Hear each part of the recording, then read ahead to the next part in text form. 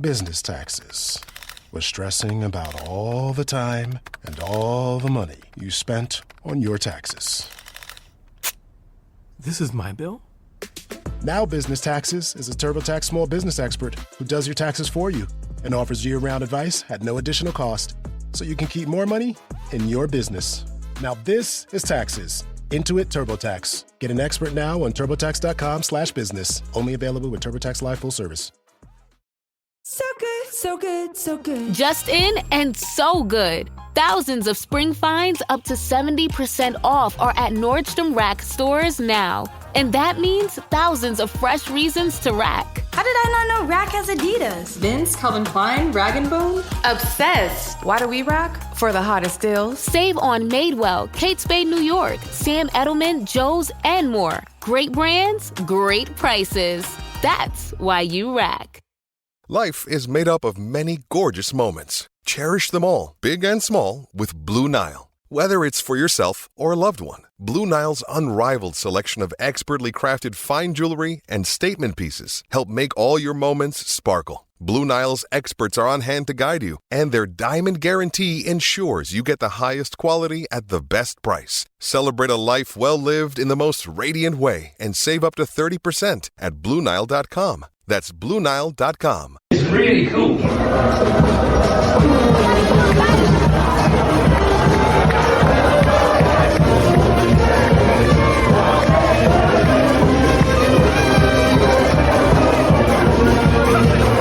Bonjour, hello, and welcome to the Rosbif Rugby Podcast, your one-stop shop for all things French rugby. Top 14, ProD2 and Nationale, French national team, Champions Cup, Challenge Cups, brilliant towns, cities, bars, restaurants, cuisine, people, fans, everything that makes French rugby so brilliant.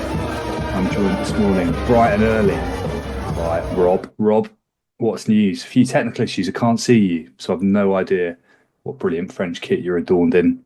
That's a good point, actually. I am naked. I am wearing the jumper of someone that's currently top of a league, a table. Grenoble.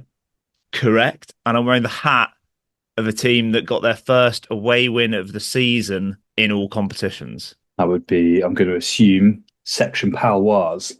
Correct. Well done, Richard. Very good.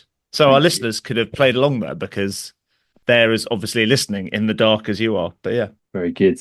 Very disappointed by your just over the years now.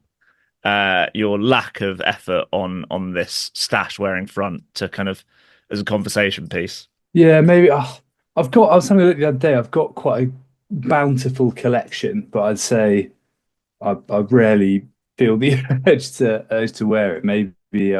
Maybe, well, we've got a little visit, first 2025 coming up, so maybe that's a good opportunity for me to reset my collection and perhaps buy a few more leisure items, I guess, rather than some niche like a Stade Francais shirt from 2006. Yeah, I think that's the thing. Like I've now got so much stuff that I have to wear it casually. I reckon I'm at the stage now where about 50% of my wardrobe is well, depending on the kind of garment area, certainly round neck jumpers, and I've got many a round neck jumper. I'm nearly at half, 50% French rugby stash. I think this feels like a slippery slope because you know the next items that you're going to slope towards are those sort of match day shirts that the teams wear with like the white regular fit shirt with a we will come on to logo. That at a later point because there was some stunning match day kit from one of the sides. I think I might over the weekend. But I mean, let's get into it because there's been a hell of a lot of rugby. Yeah, there really has been. Where should we go to first? I think because there were two big games, weren't there, for this that were hyped up massively, and one lived up to the hype and one didn't. So let's go for the one that lived up to the hype. In La Rochelle versus Leinster. Yeah, it feels like that's becoming or has become, certainly if you're talking about cross competition, probably the most exciting or so the rivalry that seems to produce, maybe with the exception of last year's quarter-final, some just classic after classic. Yeah, what were your thoughts on this? Obviously, La Rochelle sneak it by 2 points, 16-14. So that's two on the spin now away from home. Leinster in the group stages at the Marcel de Flandre. Yeah, thoughts? I came out of it slightly heartbroken, and that's not because of any loyalty to La Rochelle or to French rugby, I don't think, or perhaps a slight affection from his Po days, for where he started a career, to Antoine Astoy. But it was a slightly heartbreaking defeat for La Rochelle because they racked up a fair amount of injuries in that game, and it felt like Antoine Astoy was going to be... He is still on a little bit of a redemption arc for something. He's so up and down that it feels that it kind of every week there's a redemption story and then he has a shocker, and then he's on a redemption arc again. And we had that roller coaster ride about 5 times in one game here. And I thought just the way it finished, because he give the inside ball that went forward. He did at the end, yeah, and he's missed the kick, and he's had the drop goal charge down.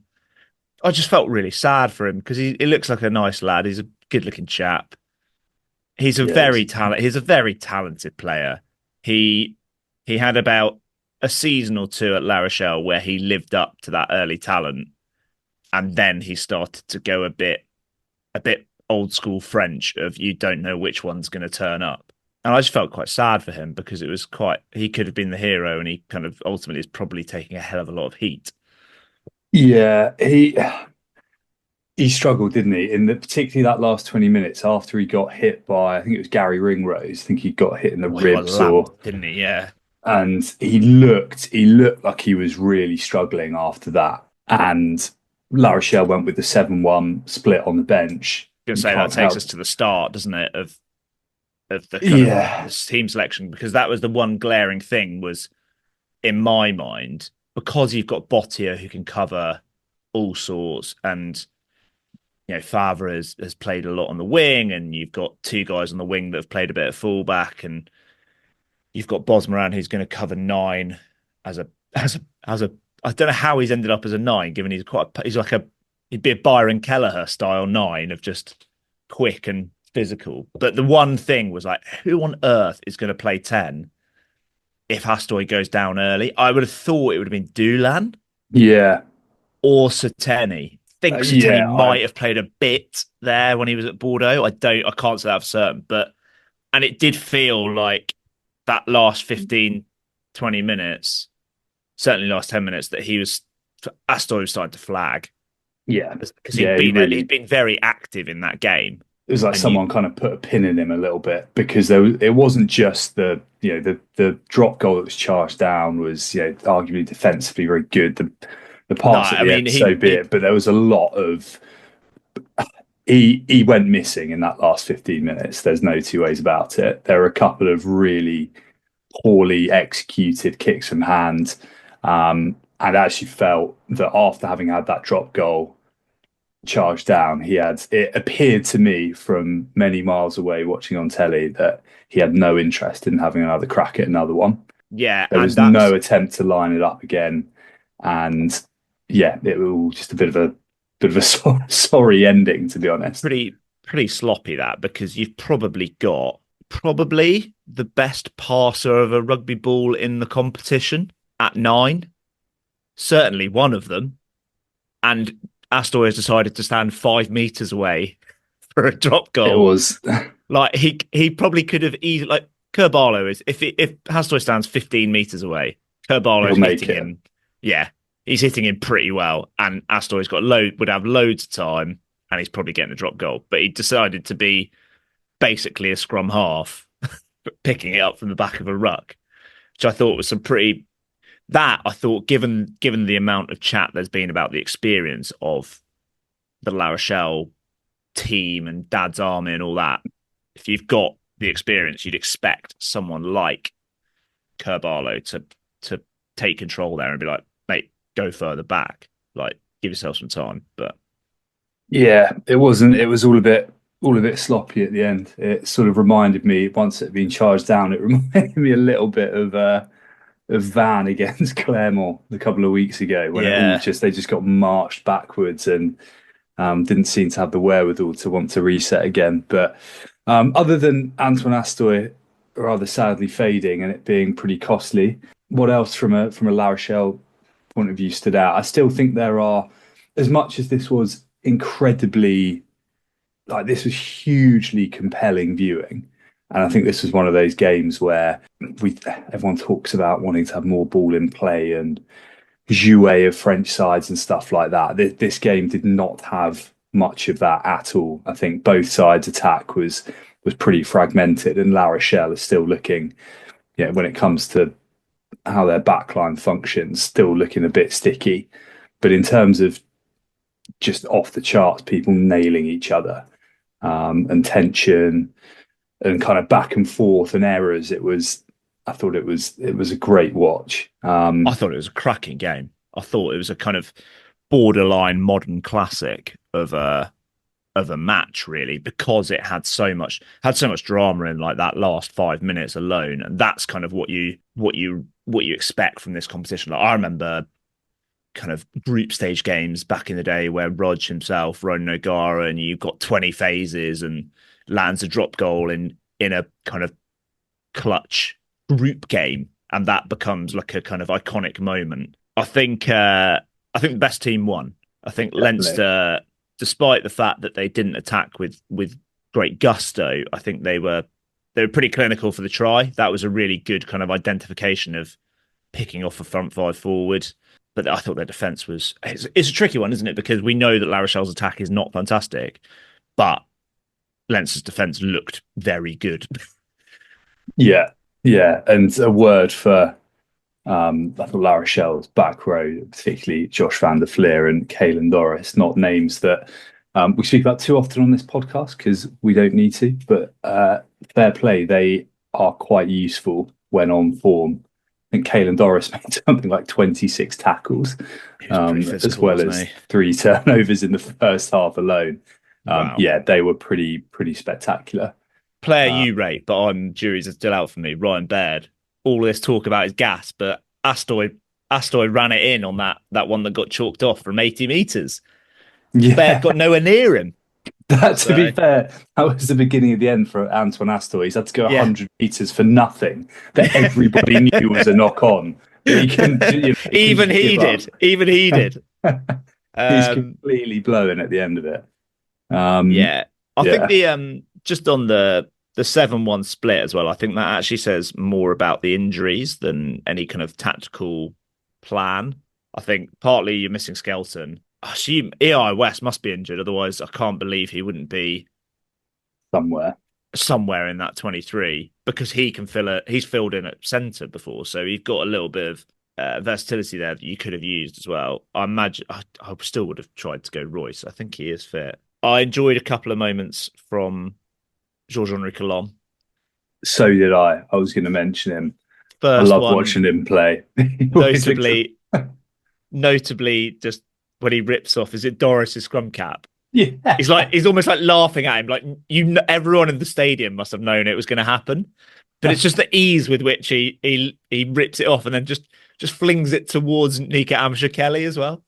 There was also one bit where he got the ball like just outside the 22, and Ronan Kelleher tries to tackle him, but he can't get him to deck. But also he's not moving forward. It's like when you're 7 years old and you're trying to tackle your dad, and it's like you can't quite get your arms around the legs.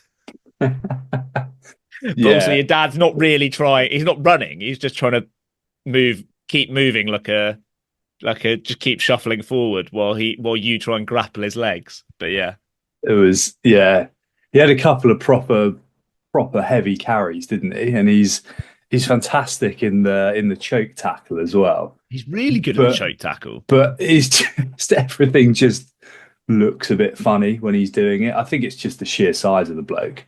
Probably a little bit of a turning point is La Rochelle losing both starting props in the first half. Yeah, and Les Biot went the full 80, which fair play. Yeah, in a game because like they've that. they are now missing 3 first choice hookers, certainly 2. Certainly 2 in Bouguereau and Lati. But yeah, it was a fantastic game to watch. A little word for a guy we've liked watching over the years, particularly myself with my Exeter hat on. I thought Jack Noel looked really good, like proper old school slippery. And got them on the front foot a lot. We can't not talk about the Dylan Lays try. That was just beautiful, wasn't it? I saw someone put a composite team up and they put Osborne at left wing, and I was like, no, Lades has been pretty good this year. Surely he gets in. And then lo and behold, he pulls off just a remarkably composed bit of... I don't think I've ever seen that. Skill. Someone catch across your kick, grubber it to beat the defender, and then just the composure as well to wait. With not much space either. Yeah, it was because it was one of those, you see it quite often, don't you? Somebody gather a crossfield kick in that position where they're not kind of beyond, or they're not moving at full tilt, and actually the defensive line can get across quite quickly. It's pretty rare you see them finished off, and as soon as you dropped it onto the boot, just watching it going, that's what a brilliant idea. He's going to do it. He's going to do it. Only then it seemed to take him an absolute age to flop down on the ball to put it down. It was like, the whole thing was a bit slow motion, but he looked with Geordie Barrett kind of coming towards you as well. That's I just want to. So the France squad comes out on Wednesday afternoon. 3 players who are in the spotlight in that France squad for various different reasons. Boudon, I thought was great again. You think he should be starting? I think he put a very, very good case for that. He's potentially the kind of heir apparent. I mean, Aldrit's not that old, but he's the heir apparent to Aldrit. He's probably only like 3 years younger than him. Yeah. Aldrit, I think we can say Aldrit is back. He's no longer the kind of flagging, knackered, slightly has-been looking Aldrit. I think he's back to this is a very good international number 8, Greg Aldrit, and I'd expect to see him. Yeah. Certainly, he will obviously be in the squad.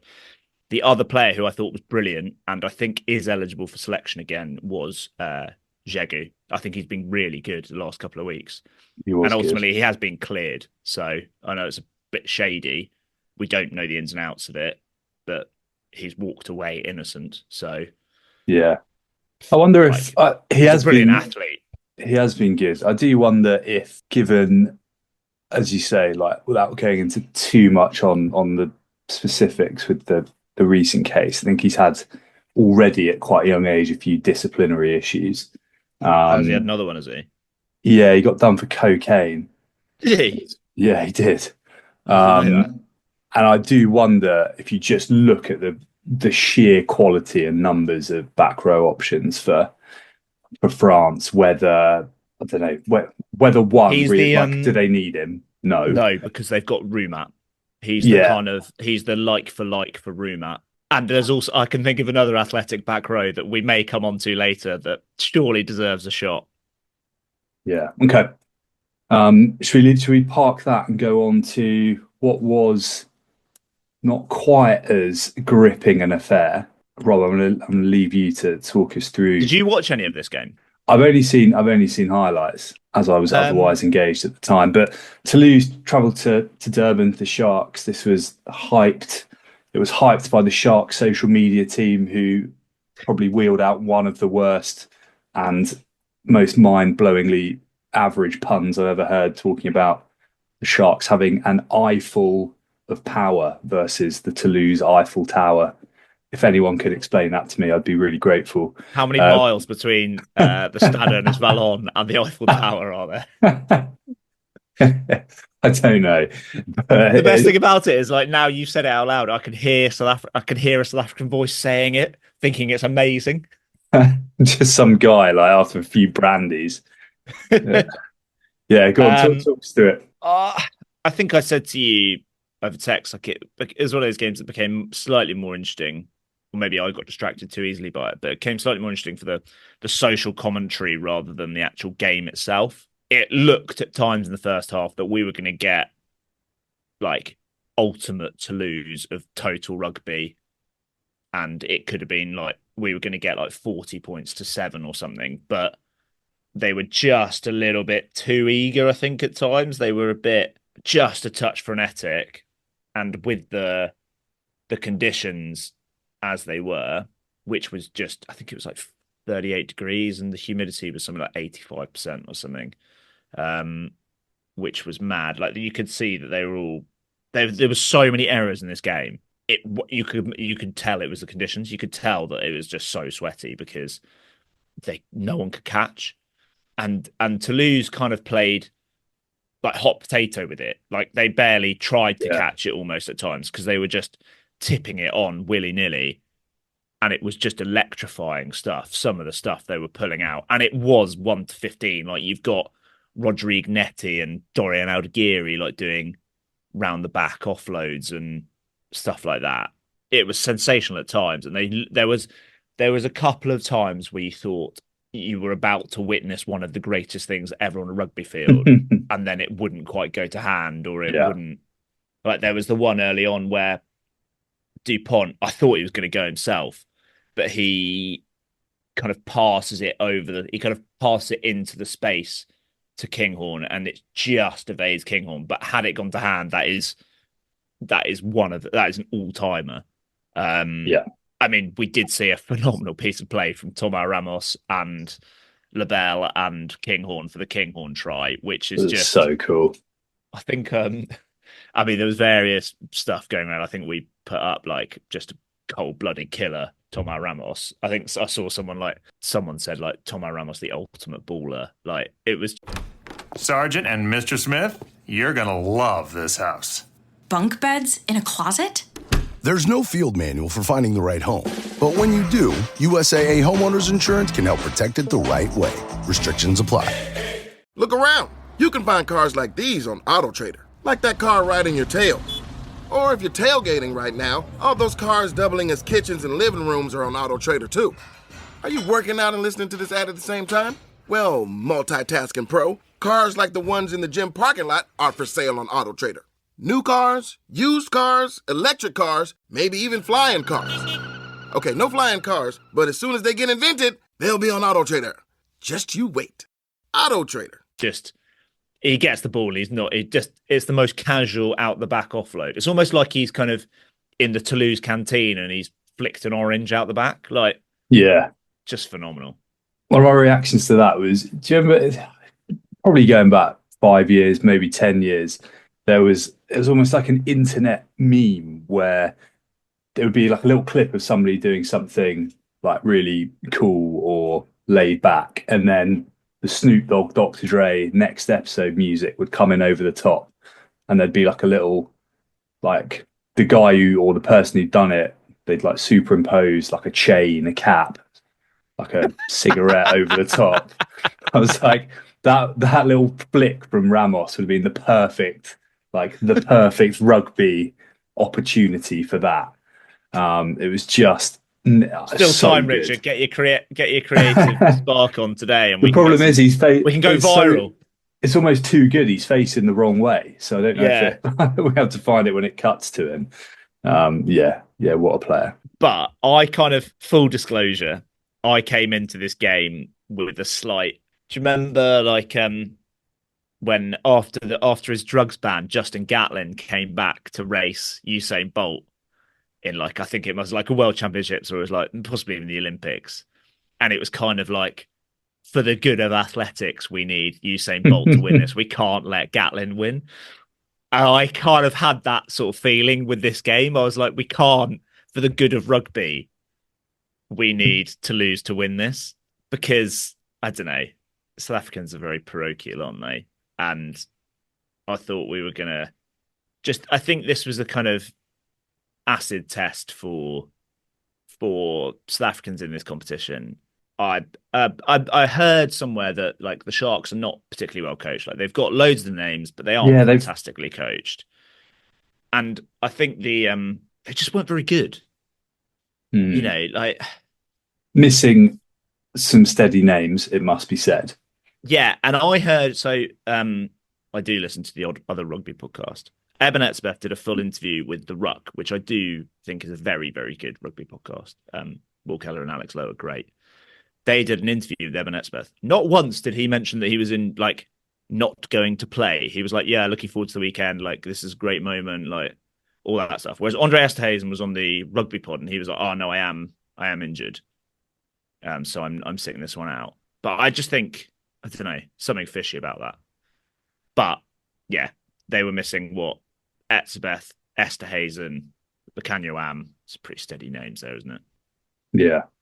But I expected more. Like Vincent Koch was really good around the park and like they had the odd scrum. Like, but I kind of wanted like Oxenchae to mince Aldegheri, but actually Aldegheri had him. Justice for Dorian, mate. You've been laying into him for 18 months now. Maybe not 18 months, but like, you know, nearly a full year. I've been laying into him.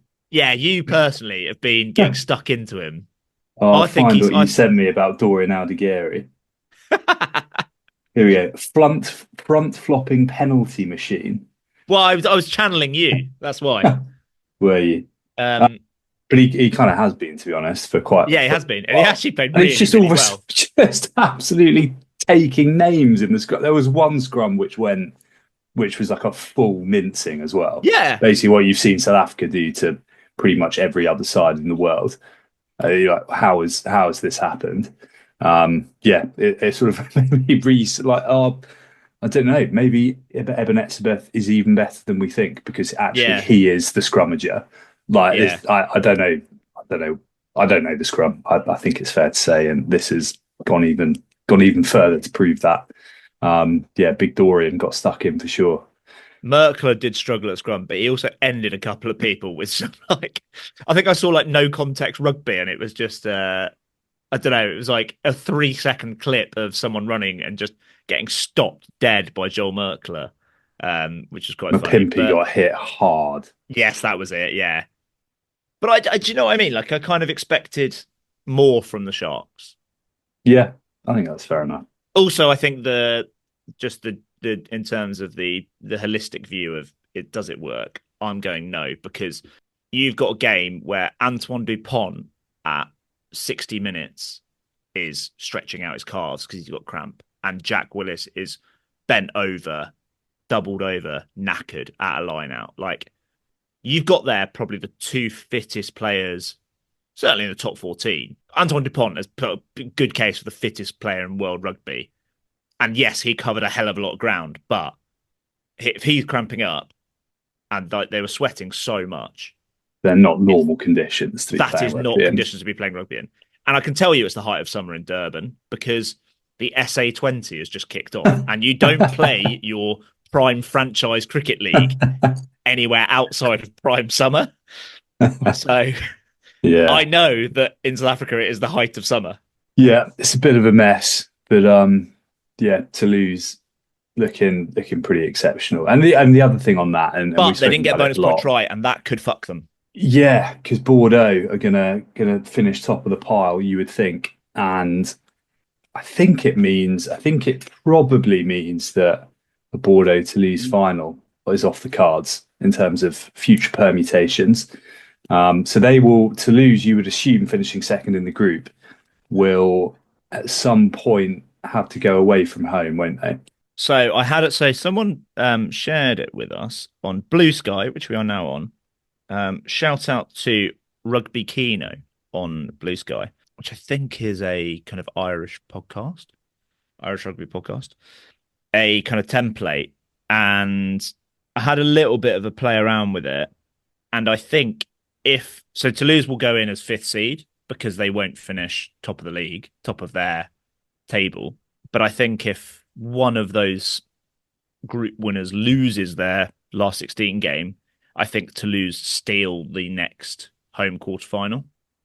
So they could, it's not out of the reckoning that they could get a home quarterfinal, but it's potentially fucked them for the rest of the tournament. Yeah. Nonetheless, a pretty good result in trying conditions. Elsewhere, I've got a lot to get to. You didn't watch that game because you were somewhere else. I was having a lovely time, or a lovely-ish time, down at Sandy Park, witnessing history. witnessing Exeter concede the most points they ever have in a game, which was wow. Yeah, a bit of or most points in a game at Sandy Park. I'm sure probably at the old county ground they got beaten by like Tiverton Old Boys 400-0 at one point or something like that. Yeah, just got completely blown away. I think if you're maybe being a bit defensive, I think a team in Exeter's position, albeit who have looked a bit better in the last few weeks, the worst team you could possibly ever play is Bordeaux, who are the arch point racker-uppers. Yeah, I mean, Bordeaux were just so clinical. They didn't have to work particularly hard. I was with my brother-in-law who likes his rugby, but is a pretty casual watcher. After about 10 minutes, his main observation was that bald guy is fucking amazing. Maxime Lucu was absolutely everywhere. He was like just the total master. It was quite something to watch, actually. Obviously, your boys out wide, Penno and BRA when he came on. I think that rather summed up the golfing class between the sides. There was when Roman Buros, who went off injured again, which is a bit worrying given he's literally just come back. Collision with Ben Hammersley, who was in the wars all day. And Bordeaux brought on Louis BRA, and Exeter brought on Will Rigg, who's recently signed at centre from Coventry. Little bit of a big golfing class. The sort of less obvious standouts who I thought were amazing. The Bordeaux rather second rows, Cazzo and Petty were just awesome and absolutely everywhere. And then a guy Cazzo's got to be close to it. He's been fantastic, isn't he? Yeah, I think particularly given he plays every week as well. Particularly given, I'd say he's a great player, but Thibaut Flamel's maybe flattered to deceive a little bit in recent times. He was pretty good on Saturday. I'd like to see Cazzo I'd like to see him in that squad. A guy we've both spoken about for a long time, Timo Mathieu, was awesome on the floor, pretty much single-handedly buckled the Exeter line out. He was magnificent. They were just far too good. Did have a slight highlight though, was someone at the game came up to me and said, "Oh, I thought one of you might be covering the game. Listen to the pod, enjoy it." So that was nice. No way. The word is spreading. That person may or may have not been someone we went to university with, who now lives quite near the ground and is a season ticket holder. But let's not let that get in the way. The word is spreading. Put any stickers up? Any other? Tell anyone else that I haven't got any. But yeah, it was a bit of a sorry afternoon. But such is life. Bordeaux march on, and as you rightly say, now in from a draw perspective, are likely to finish top of the pile. And give seed, them even above what you'd think is the most favourable route to the final if they can not shit the bed like they did last year. Yeah. Right, we haven't got long to motor through what is. There was so much else. To cheer me up after that, the Xavier Sardouni era has started. Castres are going to be the great entertainers. They swept aside the Bulls with I think 4 or 5 tries in about 10 minutes in this one at the Pierre Fab. So they are potentially... That was presumably a Shags Bulls team. Yeah, I think it was a bit, I didn't see any of that shaggy. game. I just saw the result and was like, blimey, Castres have racked up some points. Bath on Sunday, got past Clermont, who were maybe a little bit unlucky with an early red card. I think the red cards don't ruin games, but when you lose a loose head prop after 24 minutes, it's tough. Generally, a prop is probably the ones that you can't afford to lose that early, especially when that prop is up against Thomas Dutoy, who was brilliant towards the end of the game. He's quality, isn't he? I think it was a touch harsh. I've seen it a couple of times. I only saw the second half of this in full. But I've seen the clip of the red card, and both times my initial reaction, instinct, is just like, that's not a red card. Yeah. There's a couple of angles where it's like, okay, I can see how they've got there, but it's harsh. What was harsh is they get fully done at the end. So they probably I think there's some holding on at a ruck, and also they had a stab at getting the bonus point try, but there's some holding on, and Delalio's like, oh well, he's got to give that at like 79.56 or 79.57. Yeah, which should be the penalty should be blown at that point, and Mike Adamson lets it linger for a little bit more, and he gets bang on 80. Whistle blows. No, not getting free. Scrum, and that's time. When it was basically like he was done. He wanted to get out of there. It felt like that, and that could prove pretty costly for Clermont because a bonus point, it is quite tight, that pool, and a bonus point could have made all the difference. Definitely. Had you been looking for some light entertainment after the Exeter game, then Stade Francais versus Northampton would have been it. It was I went out for dinner and I left this at like just after Stade scored their first try, but I'd kind of watched the Toulouse game, slightly underwhelmed. Northampton raced out to 19-0 after like 19 minutes or something, and I was like, oh god, this has been what a disappointing weekend it's been. And then saw the scoreline later and was like, what the hell happened? Just as an aside, nothing to do with French rugby, I have said a couple of weeks ago, and Chris, who I went to the Leicester game with, can back me up on this, but Henry Pollock is my shout for Lions bolter. Yeah, he seems to just every time there's more eyes on him, he seems to produce, doesn't he? Yeah, and for bloke who doesn't look that big, he hits, packs and a punch, yeah, grapples so hard, yeah. And to be a Lions bolter, I think you've got to be uncapped at the turn of the year, or uncapped before the Six Nations, or less than 3 caps before the Six Nations. So I think, yeah, he's in the Lions bolter. But yeah, they did go out to a quick lead, and then after 20 minutes, Stade Francais became not just the Stade Francais of last season, like a level that we haven't seen from them. They were extraordinary. Like they just turned it on. They were absolutely magnificent to watch. Penny Dakawanga obviously sparked it with a carry and then finished off a try, which is a brilliant finish. He's almost, the diving finishes that we see the whole time now. He's almost so quick that he doesn't need to even do that. Like he just dots it down. But it's like, surely, like 9 out of 10 wingers are doing a flying finish. We also saw JJ Van der Mesch run it in from 50 meters, and he looked absolutely rapid. Like when you see a second row and they look all gangly, and it's like, okay, well, he's moving quickly. He's got massive legs. Like he looked like he was nimble. Like the fit speed and the acceleration was sharp. One player, and we mentioned athletic back rows, one player who came off the bench second half, who was back to his best, was Sekou Makalu, who was absolutely astonishing. You kind of forget, because he's so brilliant at line out time and he's so rapid, you forget he's an absolute monster physically as well. Yeah. Brad Webber made a huge difference coming off the bench. I thought Forsans looked very, very rusty at 9. But the player that was best player on the pitch by quite some distance, actually, was Paul Gabriag, who was very good last year, but hasn't quite, hit the heights. And he's not the most, you'd say he's a kind of functional, technical player. He was some sort of cross between like Martin Johnson and Brodie Retallick. Like he was inspirational leader, physically dominant, but also just absolutely everywhere, pulling out skills. Just an unbelievable. I didn't know he had it in his locker. He was phenomenal. Awesome. Yeah, he was man of the match, wasn't he? He was man of the match, yeah, which was thoroughly deserved. Yeah, he had his little Investec zebra that looked like it had said something it regretted. He was holding it aloft as if to say this zebra is ending up on one of his teammates' bries or something at some point. Yeah. There was a degree of menace there.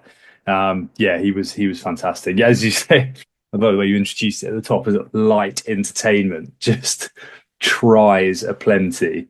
The one thing that really epitomised this as being really fun, which I don't know if you saw, was there was a scrap between Romain Briat, who had a very good game, and Curtis Langdon, and I think someone else. And basically, so the players, like the referees, like called a penalty, like left-hand side on the 10-metre line, and this scrap is right-hand side between 10-metre line and 22. And people notice the whole scrap is going, and the whole game runs towards this scrap. Leading the charge is Henry Pollock, and the referee, Owen Cross, is basically chasing him, shouting, Henry, Henry. It's like, and Jamie Lyle on commentary, which I thought was the perfect analogy, likened it to Fenton in Richmond Park. It was genuinely like that. Like, Henry Pollock was Fenton, the referee was the owner, and the rest of the game was the deer chasing Fenton. It was fantastic. It was so good. Oh, that's class.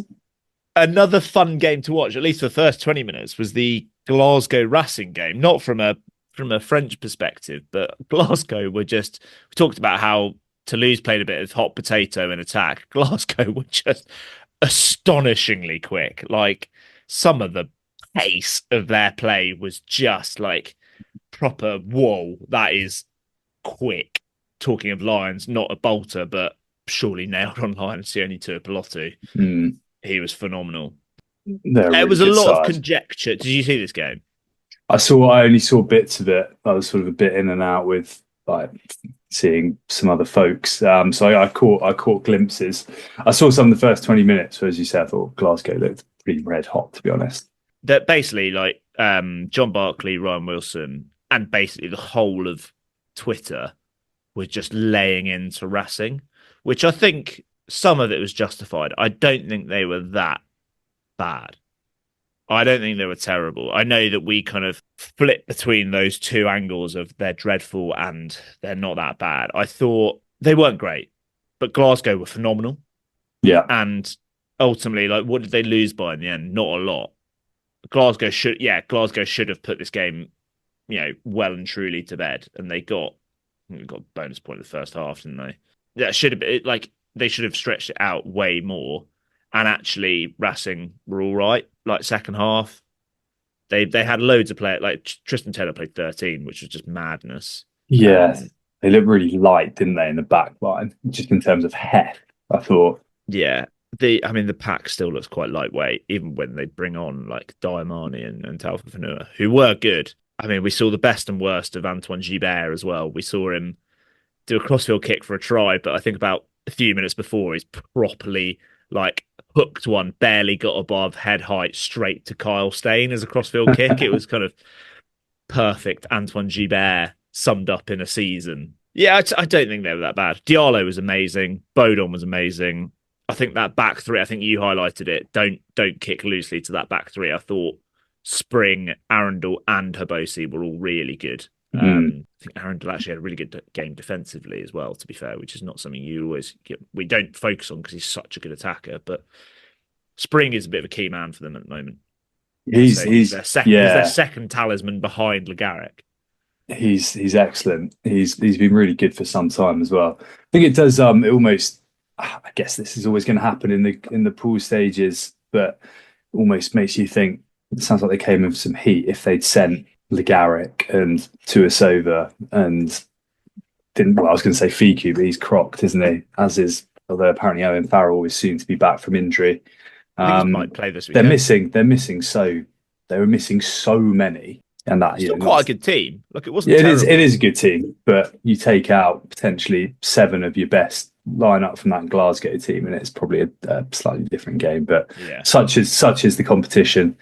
And the final one in what looked like somewhat polar opposite conditions was the sun-drenched Mayol, where Harlequins fans travelled in massive numbers, it looked like, down to get stuck into some sunshine and bouillabaisse and no doubt a few cold lagers. You can understand it as well, because flights to Marseille are generally pretty cheap, and it's less than an hour from Marseille. Yeah, it's did really see on the hoardings they were advertising at the Stade Velodrome May the 10th, Toulon versus Toulouse, which I was like, ooh, tempting. Yeah, weekend I'm at a wedding, unfortunately. Otherwise, I think I'd be very keen for that fabulous stadium.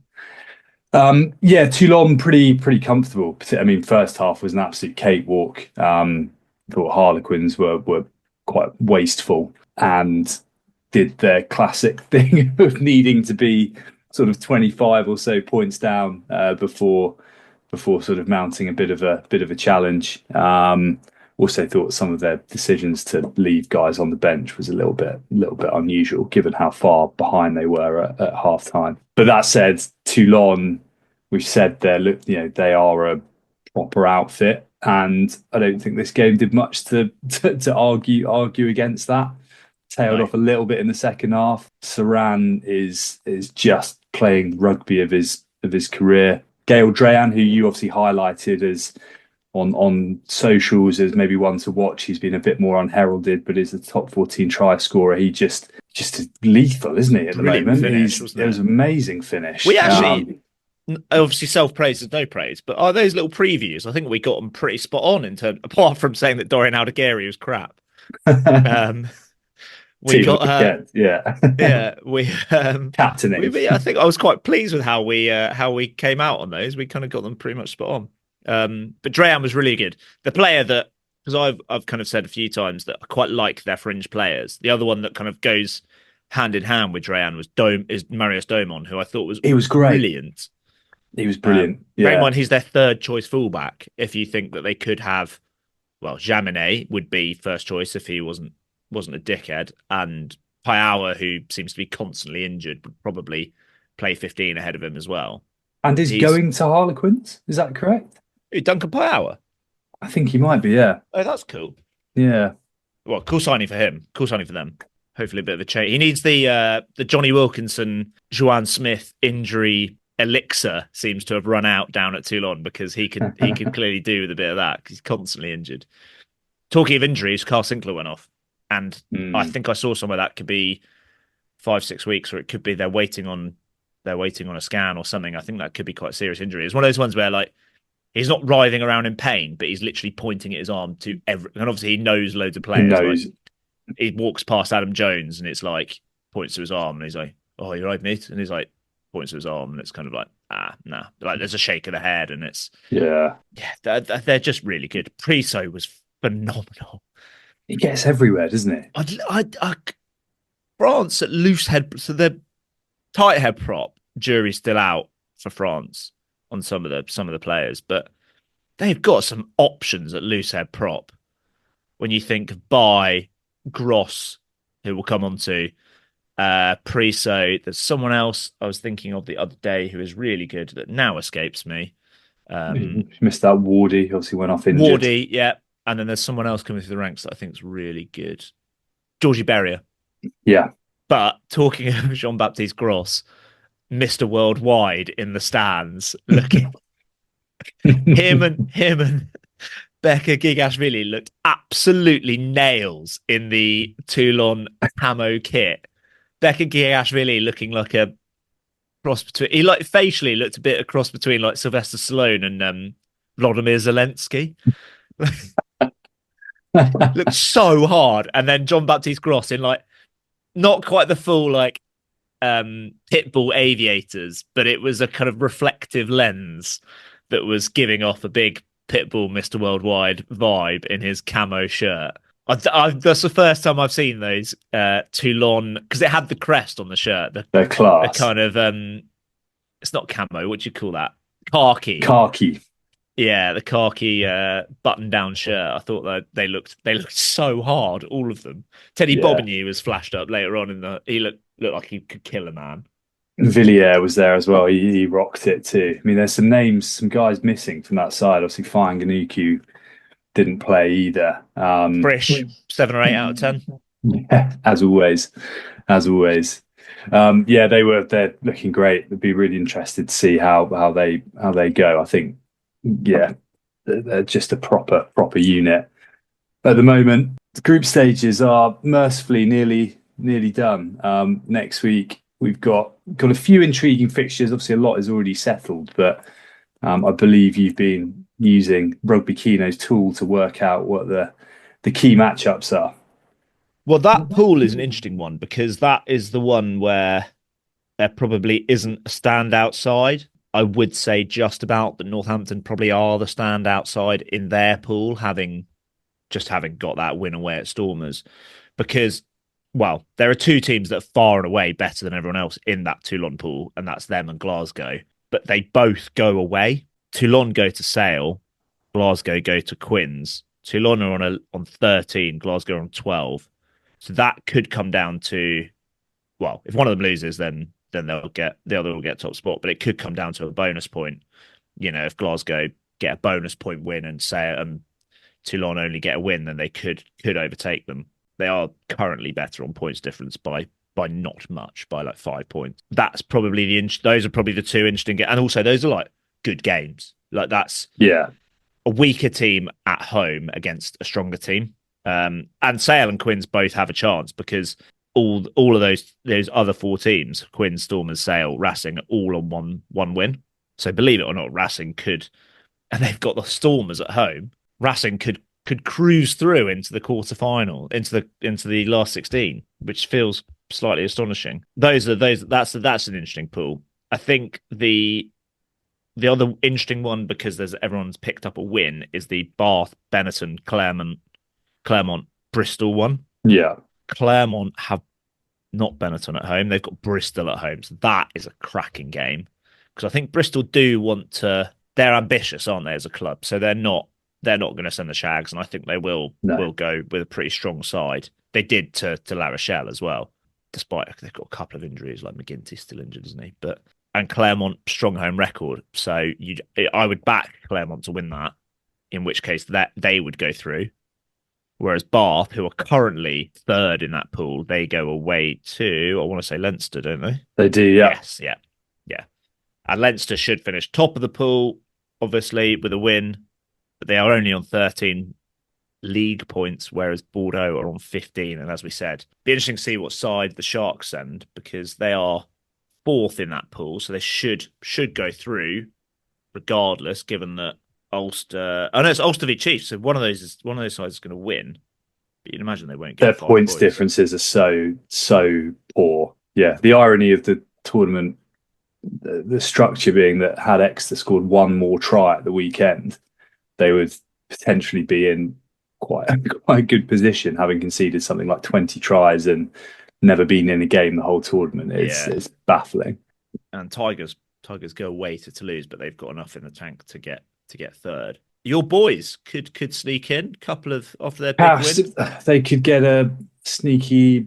Well, they've won 2, haven't they? If they could sneak a bonus point away at Saracens, yeah, who knows what they'll send though? Maybe they'll send something all right, because they've come this far. Yeah, it would be a shame to slip at the last, having won two of them the spin at home. So we will see. Are you making the pilgrimage, because it is an absolute trek up to High Barnet to watch your boys? Probably not, to be honest with you. Big game nearer to home, isn't there, Richard? A Rosbeef derby of a different kind. There is. Although actually, Castres, I believe, play on Sunday, so in theory it could do both. But okay, fair enough. I think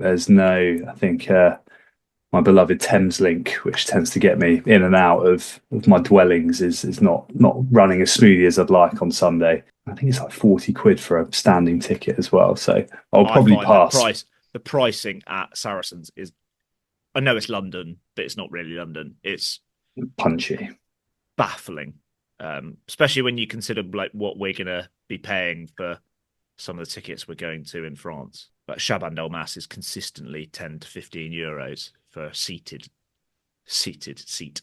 Not talking of Chaban Delmas, but I think the one, there's not many possible trips next weekend, but Leicester fans and Gloucester fans have probably got the pick of them. Leicester in Toulouse, Gloucester at Bayonne, and I would say for both of those sides, you've got the prospect of Pau hosting Ospreys on the Saturday that you could double up on as a trip, which would be quite good fun. Both it's an hour to Bayonne, isn't it, from Pau, and then it's probably like a couple of hours to Toulouse. Yeah. So if you know a Gloucester fan or a Leicester fan, give them a nudge.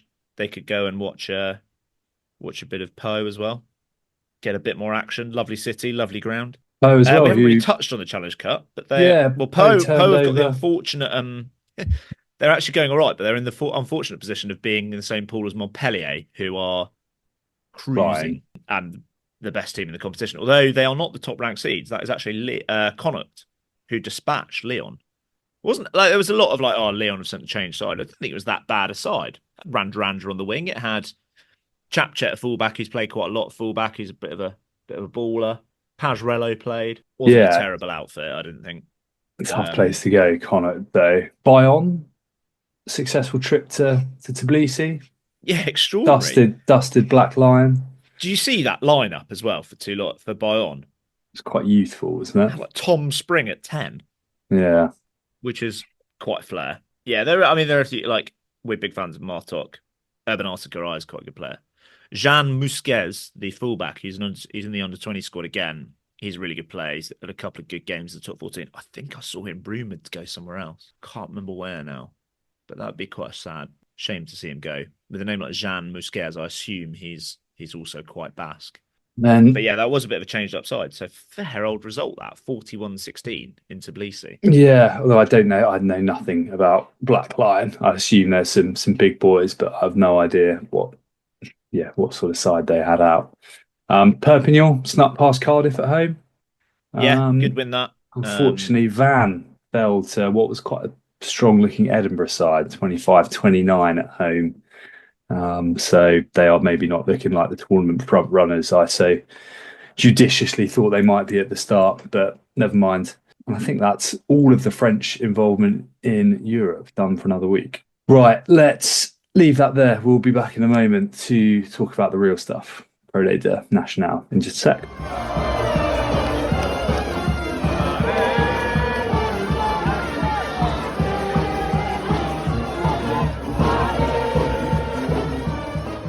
All right, Nationale continues to serve up some absolute beauties. The picks from the weekend, probably the obligatory. I think there's been a lot of draws this year across all competitions. Maybe we just noticed them when they happen. Langon drew with Parisian Suresnes 27-all, bit of a classic. Narbonne are racing up the table, 22-17, bit of a derby at home to Aldi, at home to Albi. And probably the standout results from the weekend were the front runners. So Chambéry got pushed aside by Massy. I don't know if any Northampton fans managed to make that. And Rouen were fairly dusted 23-9 by Carcassonne. Yeah, so Chambéry is still top. Chambéry are still top. Yeah, great Big league. win Loads happening. Big win for Lille Metropole, Marcon Baruel. Away at Bourgoin. It's all going to pot at Bourgoin, isn't it? It is a little bit. Bourgoin, who will pop up in the Petit-Fours as well, if you stick with us to then. I had a little bit of a browse on Chambéry. So they were in the top division. I actually commented on Elgin's article, and I think he should do an article on the history of how the competition came to form. But top 14 under the top 14 moniker has only been around for since the mid-90s, basically turned to professionalism. ProD2 was 2000. But before that, it was kind of this weird, the top division was kind of 6 pools and you were in the Premier Division. And Chambéry were in that top division for 30 years, between 56 and 86. Oh, wow. They got to semi-final in 61, losing to Dax. And Dax lost the final to Béziers in Bézier's first win, which was obviously about 10 years before their kind of dominance. But in the starting lineup was Raoul Barrière, who then became the coach of that team that dominated. So Chambéry were good back in the day, and then properly collapsed down to Fédéral 2. So they are on the rise again, going up the mountain in a nice shoehorned analogy into their kind of location. Well, if we want to use the going up the mountain analogy, Grenoble in ProD2 Thursday night game, they continue to march on. They are now clear at the top of ProD2. Beat Montauban 35-15. They're 10 points clear. Yeah, after Brive lost away at Dax. Really good article reposted, or thread rather, reposted by Sam Lana, who's like a kind of rugby analyst, I think. Puts out some really good stuff, some interesting bits on Dax, their recruitment policy, how they basically punch massively above their weight in ProD2, because they cast aside Brive pretty straightforwardly. There were also home wins for Nevers, who nilled Stade Montois and Béziers.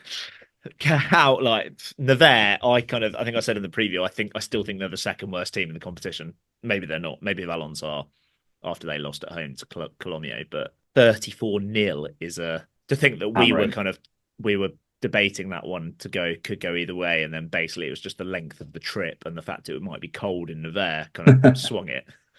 Yeah, we did not see a 34-point margin. Yeah, speaking of cold, Oyonnax looked pretty frosty, but they've gone 3 on the spin. They beat Aurillac, so they appear to have turned a bit of a corner, another home win. But the two real standouts of the round, Provence probably due, we would say, an away win, being tight, having somehow not got over the line, beat Argennes in notably George North's first appearance for Provence Rugby. Not a bad time of year to have somebody with that amount of quality and experience coming in. But the result of the round, and one that we're both absolutely, amazed and delighted by, and it really is, isn't it? It's a seriously strong side. Some proper quality in there. When you think they could have a midfield of Jules Plisson, Inga Finau, who has probably been one of the best players in ProD2 for a couple of years now, with George North outside him, and then their wingers are absolutely flying. Like Lepeg is still running him in, but yeah, that's a serious side, serious backline. Yeah. Speaking of just a little bit of an aside, but speaking of Provence centres, Jeremy Tuima, who is brother of Russie Tuima and I think Langi Tuima, who plays with Bristol, Bears Ladies. Is it them that's got the? Oh yeah, sorry, yeah. I was going to say, is it them that's got the sister that plays for England? Yeah. Yes, yeah. He's absolutely ripping it up. He plays for Provence. I saw the other day he started for England under-20s and is in the Provence squad. Yeah, not a team I expected to see popping up on the England under-20s list. But the big result of the weekend was our boy Soyo Ongalen, who went away to the previously inconquerable Stade Christina Aguilera and cast aside Biarritz. What a performance! This is the only game that I've seen the highlights of because I wanted to watch it, and Saxby were really good. A couple of awesome tries. Yeah, they've scored some brilliant tries throughout, but just simple kind of one of the tries is properly what you learn in like under-12s, where it's just draw the man and give, but just perfectly perfectly executed of using an overlap. And it's actually a pretty good finish from a bloke that could easily be he's like a pro Evo Adrian Mutu, Adrian Mitu, who is Romanian, but as far as I know, not a cocaine dealing centre forward, but actually a very talented young back rower. Was Adrian Mutu? I thought he got caught take it. I didn't realise he was. I don't know. Maybe I've embellished that. He was out for a long time, wasn't he? He did get a big drugs ban, didn't he? What a brilliant result for them, and secures their sort of status at the moment as a side in the top 6. Nearer to second than they are to 7th, which is extraordinary. So they are only 3 points off the semi-final spot, home semi-final spot. So we can dream more. And just on them very quickly, their squad is incredibly young. So the average age of the pack, and I don't know whether this is a starting pack or the bench, but the bench is also very young. Average age of the pack is 25. Wow. And that had Sorelli Nabu in the second row, who is 36. Yeah, that's pretty exciting, isn't it? I mean, it's also quite extraordinary, particularly in ProD2, to have a pack with that age to go away and win a game like that. Both really well. Yeah, because there are 3 more Espars or Academy guys on the bench. Also, the other thing, only 2 non-GIFs in the starting lineup, who were Sorelli Nabu and the other old player in the side, Johnny May. And only 2 more on the bench, Ben Botica and George Tilsley. So you've got 4 like big names there, and then the rest are just basically all like under 25 pretty much.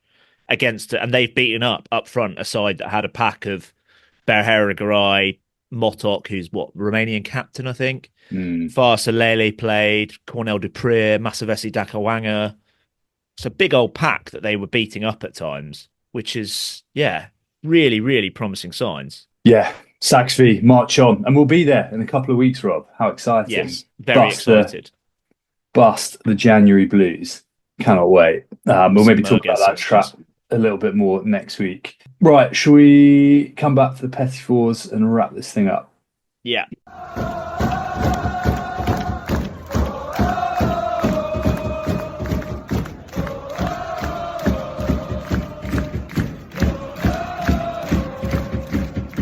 Okay, Petit-Fours. Do you have anything of interest? There's been all sorts of transfer rumours this week, some quite notable. I don't think I've got as much as you on the transfer rumours. You've got blooming loads. Oh, You've got a couple that I had. Well, first of all, one of, if not our favourite player ever, Josiah Ryasook, has been linked with Brive. Clearly things at Brive are a little bit too on an even keel, and they need someone to come in and score a few worldy tries and shake things up and lift a few refs. Yeah, keep an eye on him. What an absolute hero! And talking of players, cult hero Fijians that we've seen. I think the Muarua to Clermont is now confirmed. Yes. So Fritz Lee is leaving as well. I think there's been a bit of. I think he's in trial, or he's had like a charge against him for domestic violence, hasn't he? Which is pretty unsavoury.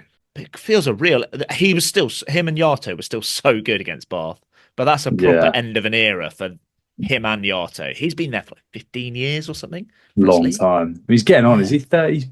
He's 36, I think. Yeah. Still amazing. Yeah, but not as amazing as King Pio.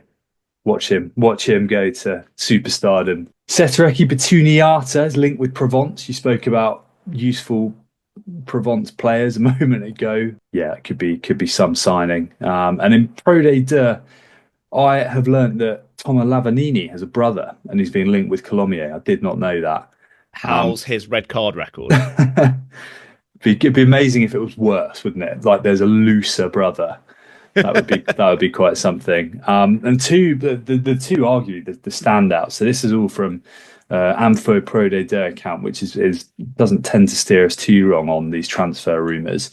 Uzair Kassim and Roman Briat, who you mentioned earlier, was excellent for Stade Francais, being linked with Argennes. Yeah, I saw that, and I don't think it was Info ProD2 where I saw it, but I saw both of those. Argennes have clearly got a bit of a checkbook because they keep signing good players. Although I think that squad at the moment is not actually that strong. I thought kind of pre-season that they'd bolstered it pretty well with Billy Searle and Jack Maunder, but I don't think actually outside of that they've done too much business. The other big name that I saw was Brice Dulin going to either Van or Castres, back to Castres or Van. Oh wow, interesting. Alrighty. Apparently La Rochelle have submitted planning permission to extend their grounds by 1,300 people, which you feel might not be enough to get us to a game, but you never know. I feel like if you're 16 and they were the only sellout. So I think the Sharks, to be fair to them, were the highest attendance this weekend. Were, yeah. But La Rochelle were the only sellout of the top 5 attendances. So I feel like where Tigers were like 16, 17, and they boosted it to like 25. Like, surely they should be doing that. 22, 25 should be where you'd imagine they'd sell that out. Maybe they want to keep it small. Maybe. And I don't know, maybe this is what they can do within, I don't know, like within relatively easy reach or something without having to rip down a stand or, yeah, who knows? We don't know. I've got one other quite a nice tale. If I just rattle through a few, I saw Van made a whiskey and shared it with some of the players for the Edinburgh game, which is quite cool. Bit of a nod to their Celtic heritage, maybe. Love it. I also saw on the Ube Bay supporters TikTok a video of them lingering outside Sandy Park with one of the plastic cups, the Extra Chiefs branded plastic cups, offering up a beer to Maxime Luku and then Yannick Brew. And they both took it. It was kind of like communion, like the way they took it. They kind of looked at it and then with some real reverence, like took a sip, which was quite nice. France Six Nations squad coming Wednesday afternoon. Wales squad has been announced, and there is one name not in it that almost certainly should be, which is Sam Davis, and he has not been picked. Which is, I'd be intrigued to see how Grenoble at top of ProD2 compares to like an Ospreys fly half. Do you know what I mean?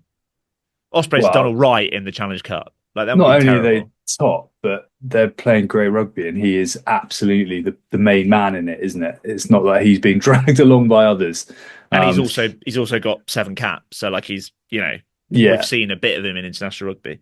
The other thing that I saw, which is not entirely related to French rugby, I saw a video of Piri Weepu doing a dive bomb on TikTok.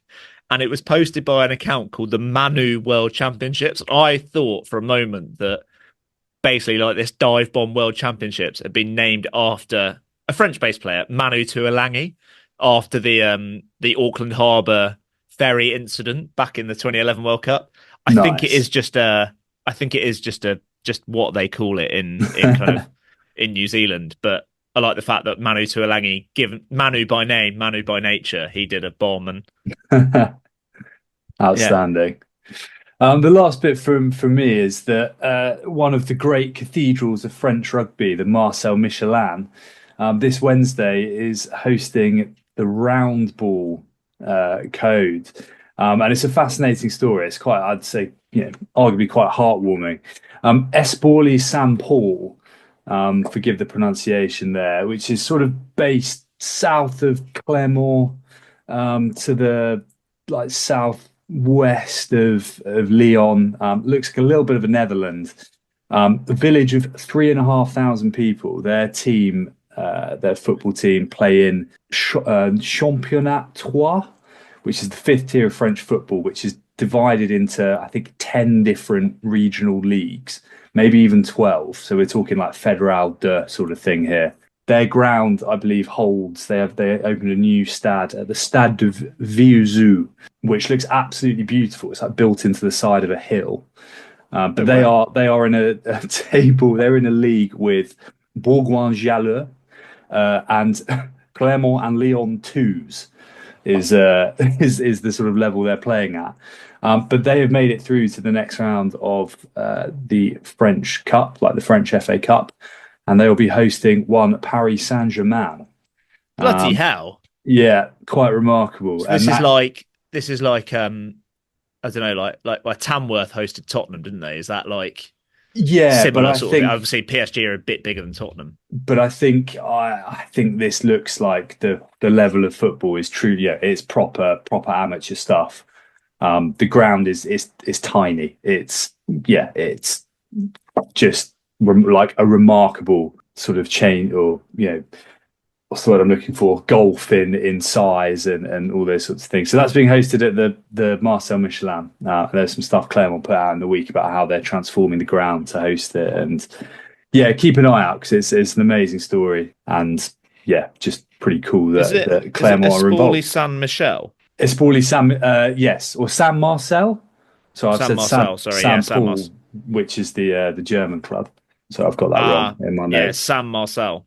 Espoli Saint Marcel, commune, 3,500 people as of the 2022 census, taking on Paris Saint-Germain at the Marcel Michelin. That's cool. Very cool. We need to wrap up because I can see my ticker is going. You can follow us on all the usual places, plus Blue Sky. Get involved. In the meantime, enjoy the last round of the group stages. Enjoy ProD2 and Nationale. It's all back. France squad is announced in the week. There's so much to tuck into. But in the meantime, too much, arguably. Get in touch with us. We are very busy, but we are trying to kind of get as much in as possible, on as many platforms as possible. But do get in touch. Absolutely. I've been Rich. That has been Rob. We've been the Rosbiff Rugby Podcast. And until next time, au revoir. Au revoir.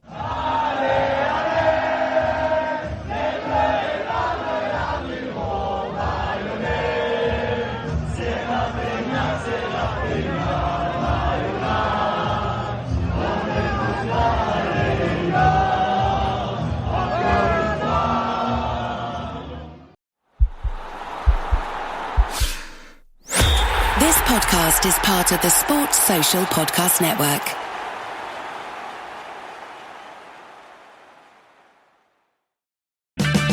Check engine light on? Take the guesswork out of your check engine light with O'Reilly Veriscan. It's free. Ask for O'Reilly Veriscan today.